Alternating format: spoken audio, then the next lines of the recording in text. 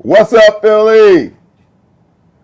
Your Eagles are Super Bowl champs, man. I cannot tell you how thrilled I am to be doing this show tonight. Listen, this is a Talk to Him Tuesday. I'm going to talk about this Super Bowl, this dominant Super Bowl win for a little while, and then I'm going to take you guys' questions in the second half of the show. Listen, man, I'm at a loss for words, if you can believe that, because you guys have seen me come on here and do a whole show for an hour and never take a breath. But man, nobody gave this team a chance to do what they just did. And not only did they win the game, they dominated the game. Dominated the game. From start to finish, they dominated the game. The 22-40 doesn't even feel real because you gave up, two garbage touchdowns at the end. This game was really a 6-40 ass whooping. Ass whooping. And for context, you got to think about and talk about who they did it against. Okay? Arguably, while he's still playing, he's been dubbed the greatest quarterback in NFL history. Andy Reid, all his accomplishments, one of the greatest quarterbacks, one of the greatest offensive coordinators and offensive minds in the history of the NFL. And the Eagles went in against the two back-to-back Super Bowl winning champions and just destroyed them. Destroyed them. I am thrilled for one Jalen Hurts in this situation because for all the haters and all the naysayers that talked about what he couldn't do, what he wouldn't do, how much of an Achilles heel he would be to this team if they got themselves into this situation, shined. Shined big time. Put this team on his shoulders and led them to victory in the most magnificent of ways. I want Fox and FS1 and ESPN and CBS Sports and Pro Football Talk. I want all of these outlets, and I know I'm missing some. What the hell is the one that Nick Wright is on? And some of them cats over on the facility on FS1. I want you guys to go on the air and eat crow because you talk so bad, not only about this team and this quarterback, but you talk bad about our head coach. And let me just say this, because I had someone doing our post-game show after the Super Bowl chime in with, you was killing Sirianni and you was killing Jalen Hurts all season long. Let me give you guys some perspective, okay? I'm in the business of being an analyst. Yes, I'm in the media, okay? And I tweet a lot because that's my thing. Twitter is my deal. Sometimes I'm tweeting in games. Sometimes I tweet after the games and tweeting during the week. But guess what? The in-game tweets, what they are, is basically the emotions of the game and what's happening in the game right now, okay? So when Jalen struggled early, okay, the critique and the criticism was warranted. When Nick Sirianni looked to be imploding through the first 4 weeks of the season, maybe even the 6th week of the season, it was warranted. Jalen wasn't getting the ball out on time. He wasn't playing well. Yeah, we were winning games, but, it was all centered around Saquon Barkley and his phenomenal year. Nick Sirianni coaches with his heart on his sleeve. That's what the dude does. But Nick's ability to recognize what he was doing wrong and fix it over the last 17 weeks of the season is nothing more than spectacular. And you have to give him credit. And I give Sean McVay a lot of credit because he came out in defense of Nick Sirianni this week and said he is the most disrespected head coach in the National Football League. Yeah, after a 2-2 start and the team seemed like it was faltering, yeah, I had some reservations about Nick Sirianni, and I voiced them. But what I'm most proud of is that Nick Sirianni grew up and matured the rest of the way. And he got this team to a place where they not only believed in themselves, were motivated by the words that he was feeding them on a daily basis, okay? But he got them to a point where they began to believe as a young team, specifically on the defensive side of the ball, that they were untouchable. Because the only way that you show up in a game like that and play the way that they play defensively is that you believe that you that dude. You believe that y'all are a bunch of dogs and can nobody touch you, can nobody handle you. You have to take that confidence into that game. And let me tell you how hard that is. Because when you're playing against an all-time great like Patrick Mahomes, three-time Super Bowl champion, three-time Super Bowl MVP, two-time league MVP, okay? Looked upon as the greatest quarterback in this era, maybe the greatest quarterback of all times. You can kind of get caught up in, looking across the field and understanding, looking at his greatness. And you can get caught up with a lack of confidence because of how great he is. I went on WIP 2 weeks ago and I said, I'm not concerned with Patrick Mahomes. I don't care about Patrick Mahomes and the Kansas City Chiefs. Understand why I said it? I said it because I understand the mentality that you have to go into a game like this with in order to dominate the way that they dominated. That man puts his pants on the same way that the Eagles put their pants on, okay? He puts his shoulder pads on and strap them up the same. Puts his cleats on and laces them up the same. And guess what? The Eagles went out there and played a game that exemplified that. That, yeah, you're great. You're a phenomenal quarterback. And we may have some concerns about you. But guess what? We coming. We coming after you. And we're going to hit you. We're going to make you feel uncomfortable. We're going to sack you. Okay? We're going to confuse you. And all game long, they made one of the greatest quarterbacks to ever play this game look average. Look average for 60 minutes on the biggest stage that you could think of. And let's get back over to Jalen, okay? Can we finally kill this noise about Jalen not being the guy that can lead a team to a Super Bowl and win a Super Bowl? By the way, he already led a team to a Super Bowl. You still got some of these clowns all season long talking about, he's just not that guy that can lead a team. I think he shut everybody up. And now everybody wants to take it down a level and talk about, well, he's still not elite. Well, tell me something. How many of these damn elite quarterbacks, Josh Allen, Lamar Jackson, Joe Burrow, Justin Herbert, Jordan Love, how many of these guys have a Super Bowl victory? And how many of these guys are Super Bowl MVPs? And how many of these guys have been to 2 Super Bowls? Tell me. So what is elite defined by? Is it defined strictly by the numbers? Because we complained about Jalen Hurts' numbers all season long, averaging 21 passes a game over the last 17 games of the season. But guess what? He won games. When he needed to make plays, he made plays. When he needed to step up on the biggest stage, the NFC Championship, okay, 55 points, the Super Bowl against a vaunted defense, he stepped up, 40 points. So what is it more that Jalen Hurts has to do to show everybody that not only is he elite when he needs to be, but he's elite now because he is a Super Bowl champion and a Super Bowl MVP. And guess what? It was Jalen Hurts that was going to Disneyland, damn it, not Patrick Mahomes, okay? I'm so happy for this kid because he's been through so much. And you guys have heard me say it before. You heard me say it when they first drafted him and he first began to play. There is not a quarterback in recent memory that I can think of that's more ready and more bred to be the quarterback of the Philadelphia Eagles than Jalen Hurts. Because through all the hate and all the doubt and all the prognostication, he just put his head down and went to work and just did what he had to do.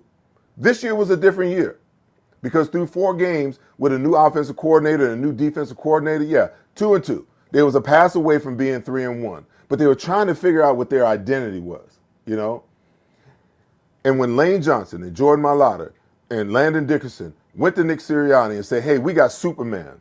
Number 26 is Superman. We need to ride him, okay? And they made the shift because understand, the Eagles are not an organization that really believes in the running game, that really believes that you can win Super Bowls, via the run. They believe that you throw the ball early in games to get a lead, and then you run the ball later in the game to balance out your run-pass ratio, okay, and to run the clock out. But they made the decision, Nick Sirianni and Kellen Moore, to say, hey, you know what? We're onto something here. Because our defense is coming. The defense is getting better. So if we play good defense across the board in the run game, okay, 104 yards per game on average throughout the season. They only gave up 49 points in the Super Bowl. But those types of numbers, if you can do that,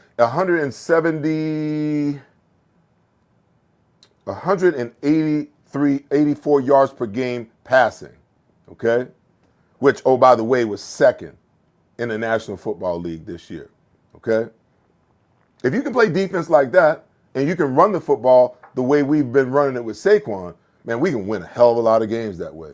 Man, we can get to the Super Bowl. We can get to the NFC Championship that way. We can get to the Super Bowl and win it that way. And that's exactly what they did. Now, understand, next year may be, every year is different. Next year may be different. Next year, Jalen may throw the ball 30 to 35 times a game because Nick Sirianni has said, hey, we can win the ball. We can win the game throwing. We can win the game running. We can beat you however it is that we need to beat you. So next year might be different. It could be a different looking Jalen Hurts where we begin to look at his passing prowess and say and believe that, hey, he's an elite level quarterback. If that's what it requires, I believe that that's what they will do. If it requires them to do it like they did it this year, they'll do it again next year, the same exact way. But you do what's necessary in order to win football games. And the thing I love about Jalen Hurts, he's not that prima donna. Yeah, guess what? He already got his money. He got his franchise contract. But guess what? There's a lot of prima donna quarterbacks out there that wouldn't have felt the way that Jalen Hurts felt, that, hey, I don't care how we win, just as long as we win. If I got to throw for 1 yard and we win the game, isn't that the main thing? The main thing is to win the damn football game, okay? But I'm so glad that he stepped into this Super Bowl and went 17 for 22 for 210 net yards through 2 passing touchdowns, 1 interception, a 119 rating, and ran the ball another 11 times for 6.5 yards per carry for 72 yards and another rushing touchdown, and is now not only a Super Bowl champion, but a bona fide forever Super Bowl MVP, okay? And I'd be remiss if I don't jump over on the other side of the ball and give the defense their flowers, okay? What Vic Fangio has done has been nothing short of spectacular. To take a first round and a second round guy and insert them into the starting lineup. And for your second rounder to pick off a 38-yard pass from Patrick Mahomes to bait him into throwing the worst, to bait him into violating a cardinal sin you never throw back across the grain, and take it to the house for 38 yards and score a touchdown on his birthday, okay? How huge is that? To have 2 new starting linebackers and one of your starting linebackers go down, okay, and your backup comes in and you still play the way you play. To take a first-time off-the-ball linebacker and play him off and on the football and have him become a first-team All-Pro linebacker in his first year in this system, like he's been playing it for the last 5 years, is unheard of. And on the defensive line, we knew what Jalen Carter was. We knew what he was. Jordan Davis stepped up bigger this year. Milton Williams stepped up big, 2 sacks in the Super Bowl just a few days ago. Moro Jomo, Booker the Fourth, all of these guys stepped up in a major way. And on the outside, where the biggest question was, as we jettisoned Hassan Reddick out of here and brought Bryce Huff in and figured out early that that wasn't going to work, Nolan Smith woke up and became a primetime pressure guy. Josh Sweat upped his equity this year, showing up big with 2.5 sacks in the Super Bowl. On the biggest stage, these guys just stepped up and got it done. We bring C.J. Gardner-Johnson back. And him and Reed Blankenship need to be talked about as one of the top duos on the back end of defenses in the National Football League, the way they played. Quinyon Mitchell stepped in as a rookie and played like a seasoned vet all season long. Darius Slay. We've had our ups and downs, our ins and outs, but guess what? Towards the end of the year, Darius Slay played some Pro Bowl type football when it really mattered the most. And just think about this. As young as this defense is, and it's going to look a little bit different next year, and we'll talk about that, as we go forward. This defense and this team is sitting in a prime position to be Super Bowl competitive for at least the next 2 to 3 years, barring major injuries to major players, okay? So for the first time, and dare I say it, the new normal, the gold standard, we might be living in the age of the new normal and the gold standard, because this football team is going to be competitive. As long as they can stay hungry, as long as they can stay healthy, the way that they play football, they are going to dominate a lot of teams in the National Football League. And they're going to be in this position to be challenging for NFC championships, for Super Bowl championships, at least for the next 2 to 3 years. All right, listen, man, I'm just so excited about where this team is.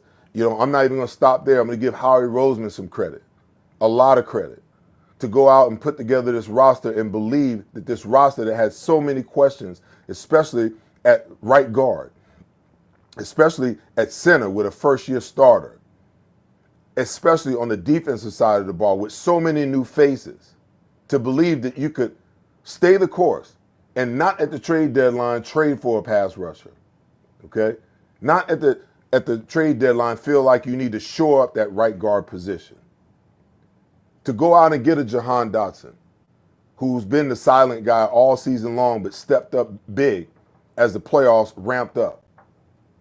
What did he have? I think he had 2 catches for 42 yards or 3 catches for 42 yards. Huge plays.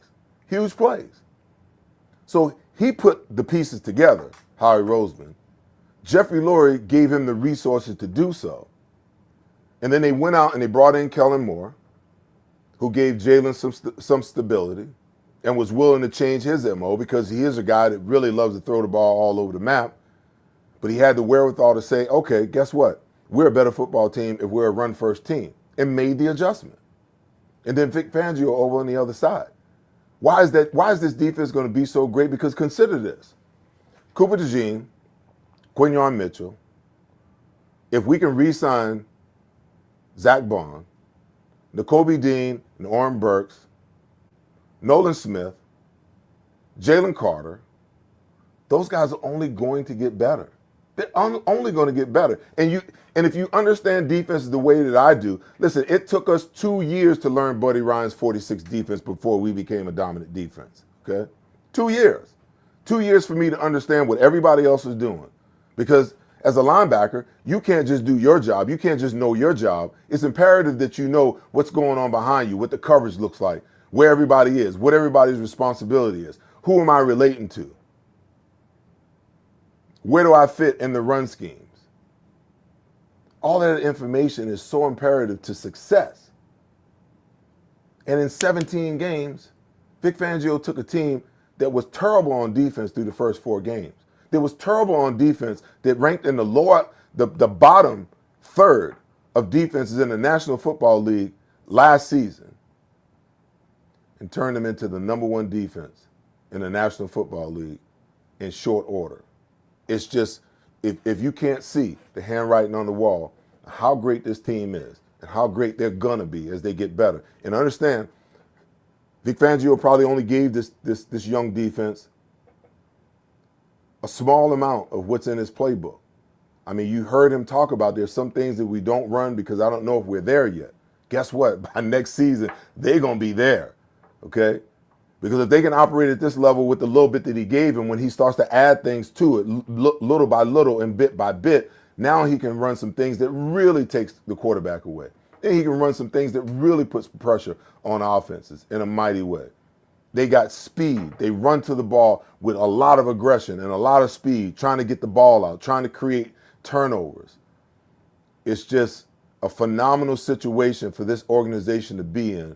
And you fans should be grateful for what you just saw and happy that this team is going to be relevant for the next few years. I'm just ecstatic, okay? And I know, listen, the Eagles fight song, On the Road to Victory. Let me tell y'all before I give you a quick, whiteboard 101 about why they were so successful against Patrick Mahomes. That road to victory, you know what that road to victory to me really means? That means going up Broad Street, up JFK Boulevard, and to the Art Museum. It's going to be epic. Epic on Friday. I don't care what the weather is like. And they gypped us on the numbers last year, but I'm projecting right now that the Eagles are going to have well over 2 million fans that are out to witness this glorious day on Friday, starting at 11 o'clock and going to whenever. Listen, we are in party mode. I'm thrilled for this football team, thrilled for this organization, but more than anything, I'm thrilled for these fans and what this means to the city of Philadelphia, the city of brotherly love. We've been riding with this team. We've been cheering for this team. We've been criticizing and critiquing and analyzing this team for a long time. That's 3 Super Bowls in a 7-year span with 2 wins, okay? Like Coach Prime said, we coming. The Eagles are coming. And they ain't going to just finish. They're not going to stop with 2 Super Bowls. Within the next 2 to 3 years, they may get 1 or 2 more.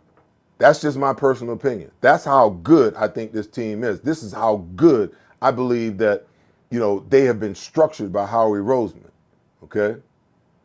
And the best is yet to come because I think I got a feeling. Man. And listen, I love Josh Sweat. I love him, man. But what we saw between the interaction with the fans and Myles Garrett and his desire to get the hell out of Cleveland, can you imagine Myles Garrett on one side, Jalen Carter in the middle, and Nolan Smith on the left side? Are you kidding me? Are you kidding me right now? No one will be able to handle this defense if Howie can pull this off. And I put nothing past him. Nothing past him. Because this team understands that their Super Bowl window is wide open and they're going to pull no punches. They're not going to leave any rocks unturned. They're going to brush all the leaves out of the way to figure out how to make this team even better so they can be even that much dominant next year. Now, I don't know. I'm not calling it. I'm not saying that that's what they're doing. I'm just saying, can you just imagine Myles Garrett in midnight green, number 95, lined up on the right side against everybody's best left tackle? Whew. Wow. That's all I got to say is wow. All right. I'm trying to give y'all the most time I can give you. So I'm going to jump into the whiteboard right now, and I want to show you because you know what? You can go ahead and put it up.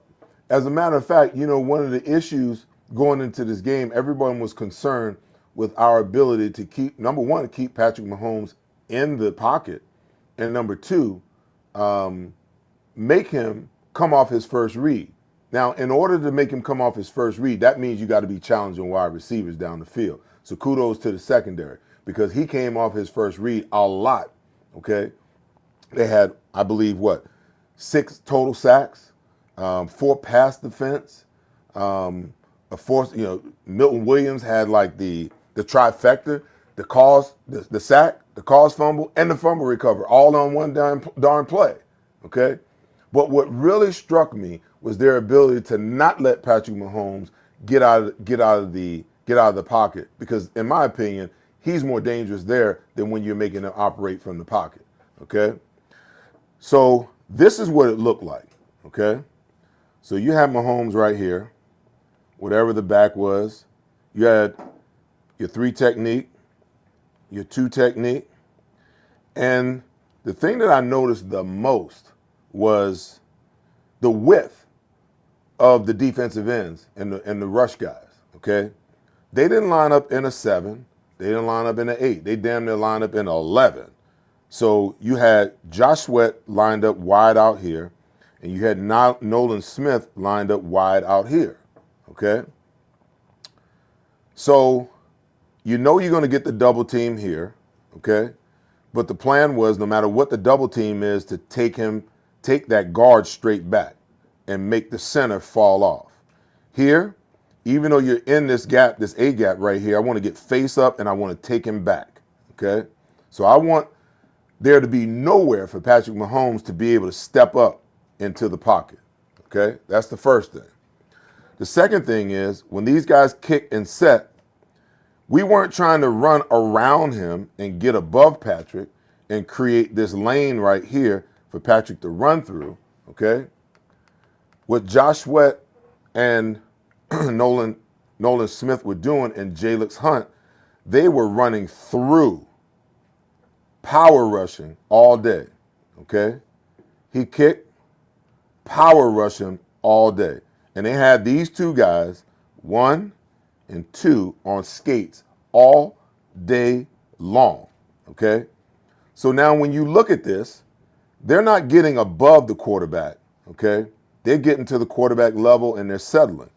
Now look at this pocket that you create. Where is there for Patrick Mahomes to step up? Step up, you're already on these guys. They're already on you, okay? Step out, they're on you. Step out, they're on you, okay? Because they were disciplined in their rush lanes all day, okay? Now, when your defensive ends get to this position and they got these tackles on skates, well, guess what? Now, because they're on one leg and they're out of balance, they can either fall back underneath, which a lot of these sacks would happen with a lot of these sacks. You got Patrick that step up, there was nowhere to go, boom, they fall under, make the sack right there, okay? And because there was nowhere for him to escape, he got happy feet back here, We never see Patrick Mahomes do that, okay? You never see him get discombobulated. Never see him feel like there's no out for him. But the coverage behind, the guys behind here, did such a good job of taking away the first read that you got into a situation where they were able to get all the pressure that they wanted, all the pressure that they needed, and they made him look average. Listen, in the first half alone, the Eagles made the Kansas City Chiefs punt 4 times. He threw an interception for a pick 6 to Cooper DeJean, and Zach Bond had an interception in the red zone right before the half that resulted in another turnover. So the Eagles not only created turnovers and got sacks, but every single one of the turnovers that they created points off of it. That's a tribute not only to the defense, but that's a tribute to Jalen Hurts in the offense and Kellen Moore in the offense of figuring out ways to take advantage and not walk away with field goals, not walk away in situations where you don't get any points, but to put the points on the board and put the pressure on the Kansas City Chiefs to the tune of 24-0 at halftime. Wow, I'm starting to lose my voice a little bit, but it's all good. I'm going to power through. Let's go to our first break, and when I come back, the last 30 minutes, I ain't doing nothing but taking your calls, taking your comments. We're going to delve into this. We're going to talk about whatever it is that you guys want to talk about. And I do want to touch on what the free agency situation is going to look like. The top 5 or 6 guys that Howie's got to figure out a way to either keep them or bring in somebody else to replace them. All right? I'll be back in a sec. It's happening again. Those missed tackles are starting to stack up. Your friends pleading with players who can't hear them, sweating it out week after week. But not you. Why? Because whether they score or not, there's always another way to win on the BetParx app. New casino users score up to $1,000 bonus back in their first 24 hours. On game day, it's the Eagles' job to protect this house. But in here, this is our house. So we drank our pickle juice, then wrote the playbook on injury law, and created a winning culture that knows hungry dogs run faster. And we always bring the pressure. Because that's the standard. And we don't win until you win. Oof. Stuck paying for that old phone? Don't be.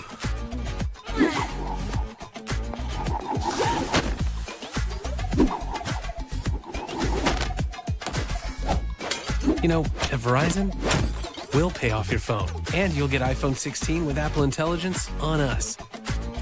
Now with Genmoji. That's a value of up to $1,600.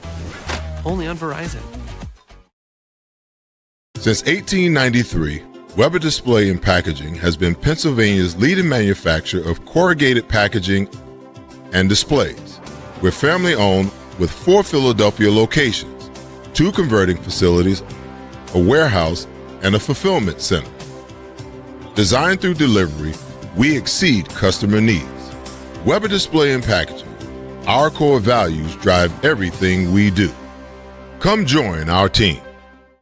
At Revolution X, we know that fortunes are made in times of uncertainty. Are you selling your investment real estate? Are you interested in deferring your tax with a 1031 exchange? At RevX, we're experts in 1031 exchange planning and the use of passive real estate options using DSTs. Not in the midst of an exchange and want to invest in real estate but don't know where to start? Revolution X has institutional grade real estate options for any size investor right now. Set up a consultation at RevXWealth.com. RevX, defer the tax, maximize the gain.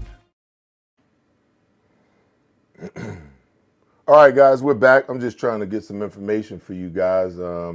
Just trying to figure out when the new fiscal year for the NFL begin. Because I just want to give you guys a heads up. I'm going to take a couple of weeks off. I got to recharge my batteries. It's been a long season. But I want you guys to know I'm not going to disappear on you like I did in previous years where you don't see me after the season's over until the season begins.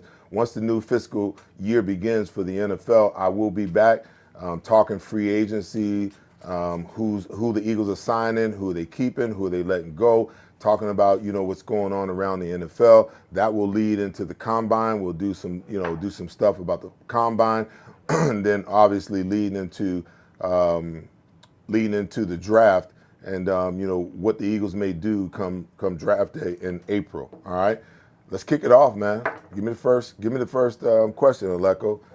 Tammy wants to know what were the 3 best plays of the Super Bowl. Wow, listen, man, there were so many. It'd be so easy for me to just jump over on the offensive side of the ball, but I'm so thrilled for Jalen Hurts. Listen, the number 1 was the pass to Devontae Smith. That deep ball. Let me get the yards for you guys here. 40. What was it? Bear with me for a second here. 46-yard touchdown strike, and that ball was on the money, just slightly underthrown, but Smitty went up and got it. Glad for Smitty because sometimes within the structure of this offense, he's like the number 2 guy that doesn't get a lot of shine. For him to get a touchdown like that, was absolutely phenomenal. I'm going to give some love to Saquon Barkley because if it wasn't for Saquon Barkley, the Eagles might not have been in this position. And even though, he had a tough day, I believe he was 25 carries for, where are we at? 24 carries for something like, 57 yards, I believe it was. He did a phenomenal job of pass blocking, picking up blitzes against, this blitz-heavy team. And Jalen was on it. Every time that they came, the protection was perfect, with the exception of one, when the center turned the wrong way and Jalen actually threw that interception. That was a pressure throw. He probably should have just thrown it away or eaten it and taken the sack. But for the most part, the protection was on point, and Saquon Barkley had a hell of a day in protection, something that, before he became an Eagle, he, quite frankly, struggled with. And I can't leave the defense out. Cooper DeJean, that was an absolute beast mode move, to bait Patrick Mahomes into that throw and take it to the house. You can see his return skills. At the end of the day, I don't want to see that guy returning punts next year. I know he's good at it. He makes some positive yards, but he's too important to our defense to be back there returning punts. Either re-sign Britton Colby or go find somebody, that can return punts and get that dude out of out of the game on fourth downs, returning punts. All right. Next question. Michael wants to know, in my opinion, should we be new offensive coordinator? Who should be our new offensive coordinator? And would you like to see Frank Reich back? You know, I haven't really given a whole lot of thought. I know a lot of people have talked about Jalen on the sideline not really being engaged, not seeing him with the Microsoft Surface Pro. That changed in the Super Bowl because after the interception, you could see him talking to a coach. I believe it was the quarterback's coach, you know, for the Eagles. And there was a lot of interaction between that guy and Nick Sirianni all game long. You didn't see a whole lot of Kellen Moore throughout the game. Whoever that guy is, potentially he could be the next heir apparent to, you know, taking over the play calling. And obviously, you know, if he's Sirianni's guy, then that means that Sirianni's going to step more into, you know, that realm for a first-time guy. I'm not so sure that, you know, the guy outside of the building, you know, is the answer. But if it's Frank Reich, you know, hey, maybe, you know, I'd be open to that. But, you know, Frank Reich is still pulling down a pretty hefty check from the Indianapolis Colts. Does he want to do that? Does he want to get off the couch? Does he want to stop vacationing and get back into the fray? Nobody knows. But I think whatever it is, whatever decision that they make, you know, the foundation has been set. You know, you got a great running back. You got a quarterback that's proven that he can throw the ball when asked to throw it. And this is another thing that I probably, you know, should have touched on. I think the two instances, you know, of Jalen Hurts making these two statements, you know, goes a long way because, you know, after the Pittsburgh Steelers game, when he came into the press conference and he sat down, and he said, "Is this what y'all wanted to see?" That was one indication. The second one was after I believe it is either the divisional round or the NFC Championship, where he came in and he said, you know, "Hey, coach, today let me out of my straitjacket." That speaks volumes, you know. So what the haters need to do is they need to listen to that and delve a little deeper into that. Because what Jalen was really saying was, hey, I can throw the ball. I can get it done. It's not like y'all ain't never seen me do it before, but this is the way the offense is being run. We are a run-first offense, pass second, and by design, my numbers are what they are just based upon me just only throwing the ball 21 times per game on average since week 5 or week 6, you know? So you need to kind of digest that and think about that in terms of, you know, his numbers being where they are and how great he played, not only against the Pittsburgh Steelers, you know, his numbers that game, but how he played in the Super Bowl and how he stepped up in a huge way. All right, next question. Blue Pill, man, what a name. Blue Pill wants to know, whose story are you most impressed with? Mekhi Becton, Saquon Barkley, Zach Bond, Jalen Hurts, and the critics, Vic Fangio, listen, all of them. You know, Aleko, leave that up so I can reference the names. Listen, Mekhi Becton was a guy who was on his last leg. He had 1 foot in the league and 1 foot, quite frankly, out of the league. He came here, and Jeff Stoutland, at the suggestion of Nick Sirianni, turned him into what I believe was a Pro Bowl player. Now, across the board, all 5 of our offensive linemen should have been all pro this year. But you know that's not going to happen because they're never going to do that. They're never going to take the whole offensive line. But you tell me, how the hell did Jordan Mailata not wind up being an all-pro this year the way he played? He was the highest-ranked offensive lineman, according to Pro Football Focus, on the entire year. And I know Penei Sewell is that guy. But come on. Come on. How is he not in that mix as a Pro Bowler? And the way Mekhi Becton played, he could have been a Pro Bowler too when you think about what the entire offensive line provided for Saquon Barkley to be able to run for 2,005 yards in the season without even playing in week 18. Okay? Saquon Barkley. How are you not impressed with him? He showed the rest of the league what he could do when given a great quarterback that could help him run the football, but also an offensive line that could open up some holes. What is something like 1,000 plus of his yards came before he was even touched? It's just phenomenal. Zach Bond, I talked about him earlier. You know, how do you go from a situational player, a special teams player, to a first team All-Pro in your first year as a starter. And Jalen Hurts, what I've said about him speaks for itself. Vic Fangio, I talked about it, on my TV show, which you guys can watch on PHL 17 tomorrow night and NBC Sports Philly on Thursday night. I said, hey, there's a reason why, Vic Fangio has had the success that he had this year. Opposed to things not going so well in Miami. Because you got a bunch of prima donnas down there in Miami that want to do things their way. When he came to Philadelphia, he had a bunch of young guys that were hungry to get better and play better and be a unit and be a team, and they bought into what he was selling, and look at the fruits of that. A Super Bowl championship, a dominant Super Bowl championship against the Kansas City Chiefs, Patrick Mahomes, and Andy Reid. So, I'm sorry, I can't pick just one of them because they all played such an integral role in the success of the team this year. All of them. Give them all to me. I'm impressed with them all. All right? Next question. Mr. Carter 7 wants to know, what do I think of ESPN's ranking the Eagles fourth? Hey, listen, those guys don't know what the hell they're talking about. They've been throwing shade at the Eagles all season long. They've been hating on Jalen all season long. They've been waiting for this defense to falter all season long. And all they did was just went out and won one game after the next, after the next, after the next. And I don't know, has there ever been a situation, has there ever been a time where a team is a Super Bowl champion, okay, with the type of youth that this team has, and they're not ranked at least in the top two as 2025 Super Bowl contenders?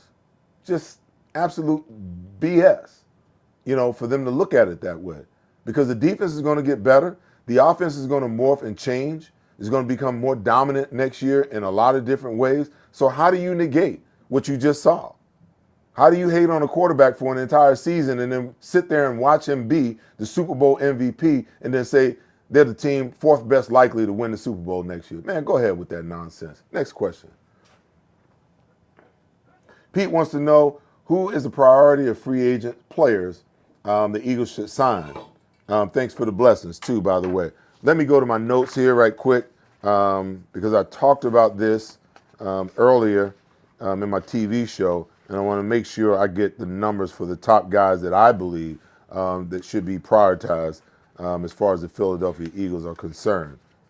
Just bear with me 1 second because I got to go through my notes here to find it. Let's see.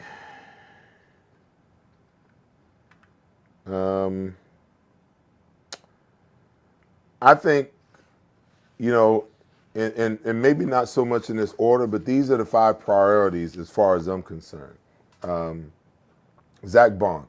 I know that Zach Bond is going to command a hefty amount of money on the free agent market, and any team that's looking for, an off-the-ball / on-the-ball linebacker that's smart, they can do everything, they can pick up, they can cover, they can rush, they can play the run the way that he plays the run with such great, discipline. There's going to be a huge market for him out there. And if the Eagles haven't already put an offer out, stands to believe that he's probably going to test the open market to see what his true value is. The Eagles haven't had a great linebacker like this in a long damn time. And if I'm the guy that's making a decision, Zach Bond could be a $10 million a year type of guy. Now, let me give you some perspective, on that, because I haven't looked at the numbers last year, but the Eagles spent $6.5 million in totality just on the linebacker position last season.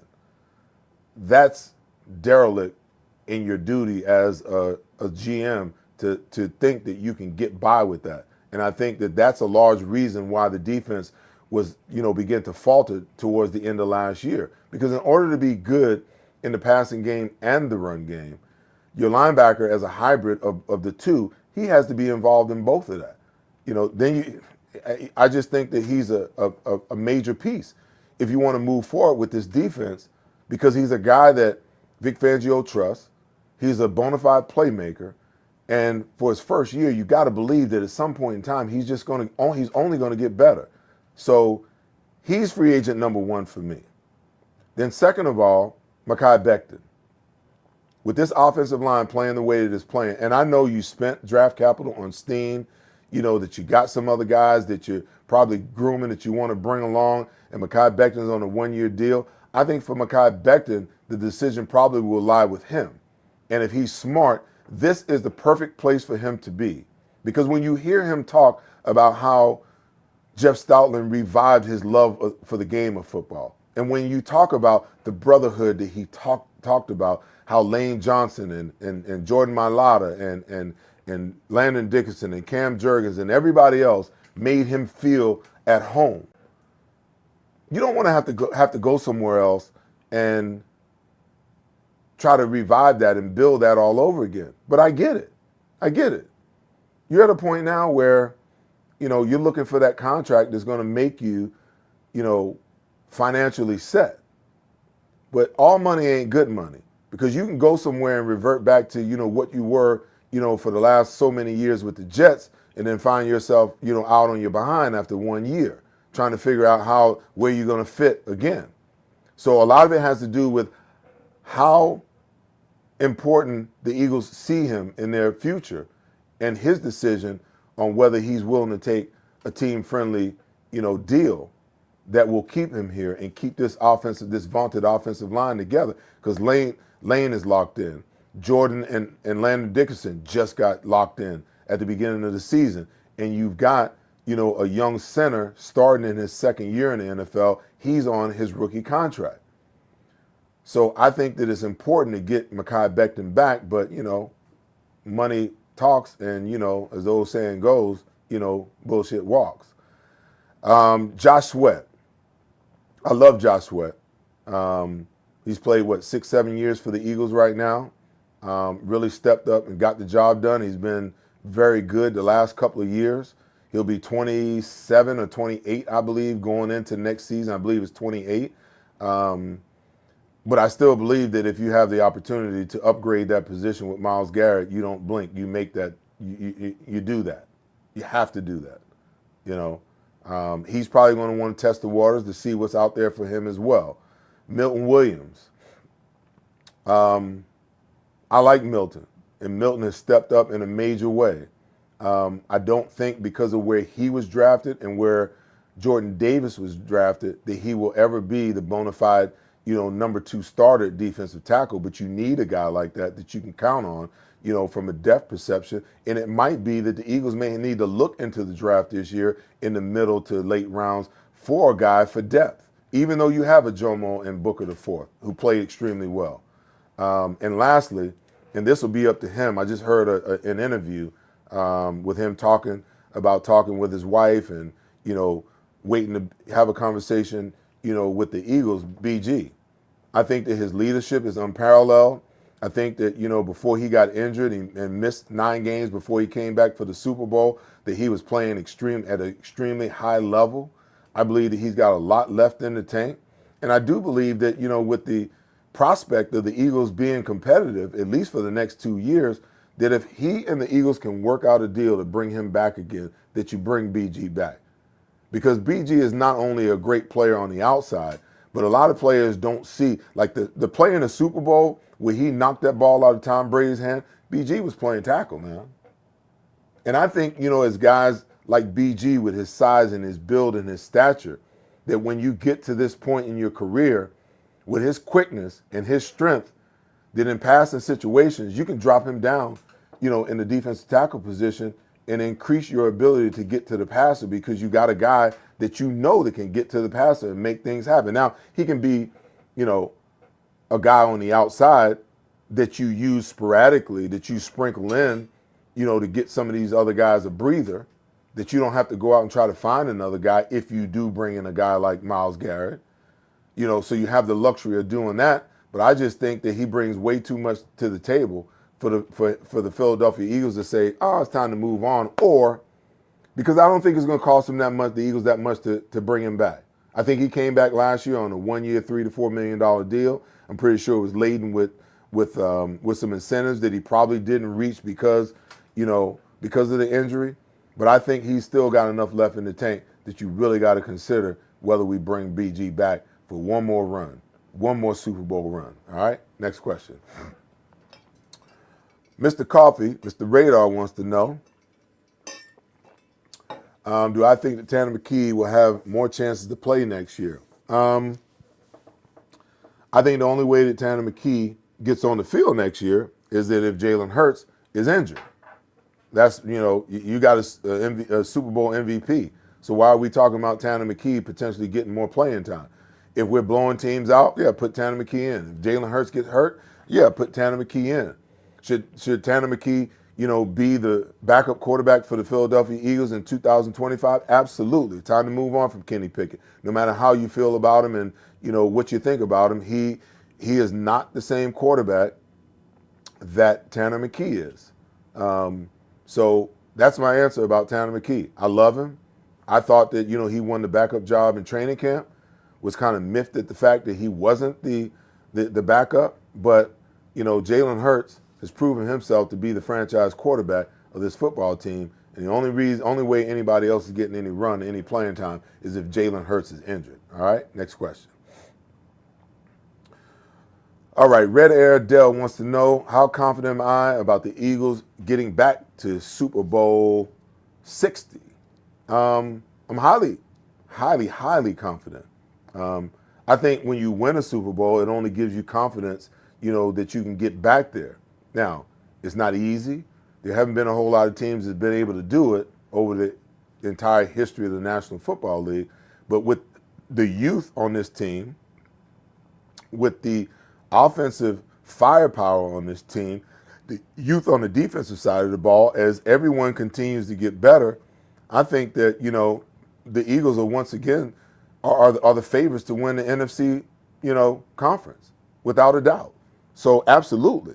I just told you guys, I believe that, they've got a 2 to 3 year window. And if I'm going to say that, then hell yeah, I believe they can be right back in the Super Bowl again next year, without a doubt, right out there in California on the San Francisco 49ers field. How much better would that be to go back to back on the 49ers field? Next question.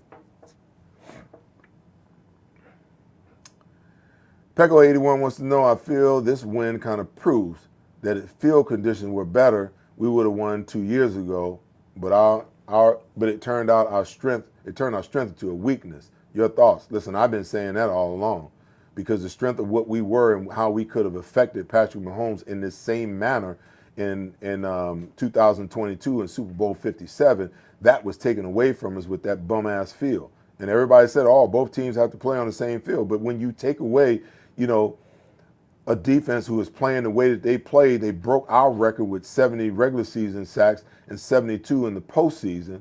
When you take that away, you take away the thing that could have been the difference in the football game for the Eagles. Because we scored 35 points. Scored 35 points. We dominated them in the first half. And we probably would have won that football game, even if you take the ghost, PI away at the end of the game. But if you give us a fair field, if you put us on turf or you put us on grass, that isn't rotting, that isn't breaking up and falling all over the place, and you allow our defensive line to rush the passer the way that they did, on Sunday, and it could be argued in a lot of ways that maybe that defensive line may have been a little better than, with the exception of maybe, Jalen Carter. I think that, Jalen Carter is a better defensive tackle than Fletcher Cox was. But can you imagine, how with the field being equal, there's not a doubt in my mind that we win that football game. And we're sitting here with 3 Lombardi trophies. But don't worry, the third one's on his way. It's on his way, believe me. Next question. Isaiah Alexander wants to know, what do I think of Jordan Davis, and also why is his snap count always so low with someone with so much potential? Because his potential lies in his ability to play the run. It's a big deal, especially when you got a guy like Jalen Carter, and the impetus is to double team him and limit the amount of chaos that he creates on the field. Jordan Davis can't be blocked by one guy as far as the run is concerned. He's upped his level quite a bit, and my hope is that Jordan Davis will go into this offseason, drop 25 pounds, work on his footwork, work on his pass rush mode so he can be that player. I'm not sure at his size and, and his lack of, vertical quickness that he'll ever be the pass rush defensive tackle that we think he could be. But I think he gives himself a better chance. And I've been saying this ever since they drafted him. You can't play at 245, 250 in the National Football League and have guys laying on you, double teaming you and things of that nature. You've got to get down to a weight where you can move, where you can jump gaps, where you can use moves, and predictable, passing situations that your only rush isn't get on the edge and power rush every single time. If he can do that, yeah, he can go to the next level. But the reason why he hasn't been productive that way, I believe, is because of his weight. And he's got to get down to about 325 to 330, in my opinion, and then I think he can be a dominant pass rusher, a better pass rusher. I don't think he'll ever be a dominant pass rusher. I like to eat those words, but that's just my opinion. Next question. Michael Walsh wants to know my thoughts on I thought you might like to share a few words with us about your friend Jim Solano. Oh, wow. You caught me off guard there. A lot of you guys probably know, the ones who follow me on social media, on the morning of the NFC Championship at 7:30 a.m., my longtime 40-year agent, Jim Solano, passed away.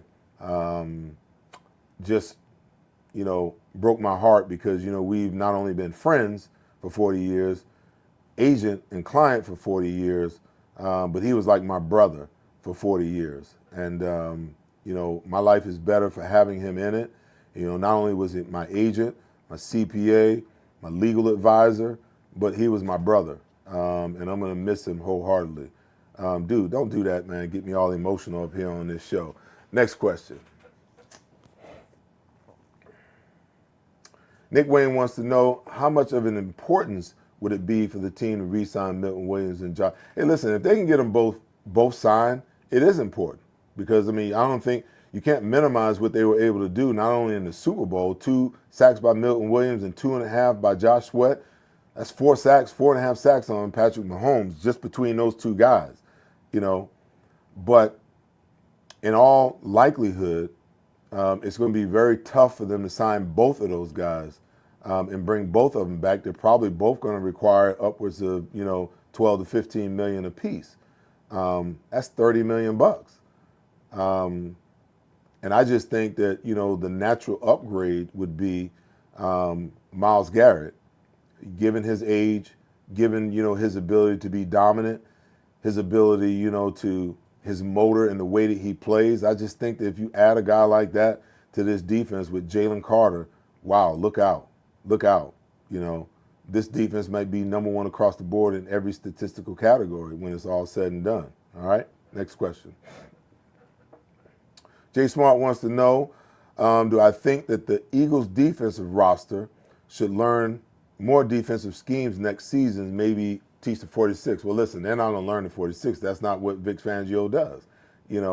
He's a 4-high shell look guy. He mixes his coverages up to make you look like you're getting one thing when you're getting something else. I did talk about it earlier in the show in my opening comments that I think that he's only given them a shell of what his defensive philosophy is and what he can actually put them in. I think that the playbook, the defensive playbook, will expand in a mighty way this offseason, and this defense will continue to be dominant, if not even more dominant next year than they were this year. It just makes sense. How do you jump into a defense for the first time for a lot of these guys, and and to be as dominant as they were? You just imagine what it's going to look like down the road when these guys really master this defense, and then Vic begins to implement more and more things that allows him to be, more multiple in what he does and create problems, for opposing offenses. Okay. Next question. This will be the last of this season. KBDT wants to know, looking to next year, do you think our biggest loss on either side of the ball? I would love to keep Bond, Milton, and Becton, but don't see it happening. I think on the offensive side of the ball, obviously, Becton would be a big key because no matter who you have, whether it's Steen or someone else, will he be ready? Can he get big and strong enough to take over that position? You already know what you have with Mekhi Becton. Everything else is, let's see how it all develops. And I think that the defense would look markedly different without Zach Bond on it because I always say, we live in an age where you're not running a 4-3 defense, you're not running a 3-4 defense anymore. You're pretty much running a 4-2 defense. And when you only have 2 linebackers on your defense, that means that those guys need to be players. And one of them needs to be a hellraiser, a playmaker. And we have that. We have that in Zach Bond. And I just pray and I hope that Howie and, Zach's agent can figure out a way to make this work where we can bring him back, on a 3 to 4, maybe 5-year deal because he's a young player. And in my opinion, he's only going to get better. Well, I don't want to end the show without giving kudos to my teammate, Eric Allen, is now going to be enshrined in the Pro Football Hall of Fame. I cannot wait to get to Canton, Ohio and celebrate that with him. I can't wait to see you guys out at the parade on Friday from 11 to 3, I believe it is, up Broad on the road to victory, up JFK on the road to victory, and planting ourselves right there on the steps of the Philadelphia Art Museum for the big celebration of our Eagles becoming Super Bowl 59, how apropos, 59 Super Bowl winners. Can't wait. Like I said, I'm going to take a couple of weeks off, but I'll be back. I'll let you guys know ahead of time when I'm going to chime in, particularly, once the new fiscal season starts and free agency opens up. I'll be back on a Tuesday at 7:30 to chat it up with you guys to see what Howie and the Philadelphia Eagles do in this offseason coming up. And as always, take care of each other and make sure that you love each other. Nope, that's wrong. Make sure you take care of each other and be good to each other. Brain is on fire today, but most importantly, make sure you guys love each other. I'll see you guys in a few weeks. Congratulations to you and our birds. And go birds. Fly, Eagles, fly. See you. Peace. Most people don't know how to get the care they need. The experts at Stay at Home Care can help. Before choosing a caregiver or family member for your care, you need to apply for the home care program. The application process can be complicated. Stay at Home Care can help you navigate through every step. Once approved, your caregiver or family member will receive guaranteed weekly pay, a variety of medical benefits options, paid holidays, paid vacation, and overtime pay. Call Stay at Home Care, here to help every step of the way. Get peace of mind, try certified at DavisCertified.com. How do you make sure your next vehicle purchase is a quality vehicle priced right? Go to DavisCertified.com. Every Davis certified pre-owned vehicle has a 60-day, 2,000-mile powertrain warranty, plus 2 years of free oil changes, a 3-day exchange policy, and a free Carfax report. Get peace of mind, try certified at DavisCertified.com. Gentlemen, are you ready for a wardrobe update? Introducing Divine Nine's Custom Menswear, your clothier for truly unique, custom-made threads. With Divine Nine, you can design your own one-of-a-kind suit, jacket, slacks, shirts, golf pants, and shorts, perfectly handcrafted by our skilled artisans who will bring your vision to life. Prepare to stand out from the crowd with Divine Nine's Custom Clothier, official clothier of Seth Joyner. Custom clothing made for you. Pride, passion, and persistence. These are the values that drive us all at Ron Jaworski Golf. We strive to deliver outstanding conditions as well as playability for golfers of all ages and abilities. Our championship golf courses offer a variety of challenges from a link-style walk along the river to an escape into the pines and everything in between. My team at Ron Jaworski Golf is committed to delivering memorable experiences every single day. See all we do at ronjaworskigolf.com. This is Parks.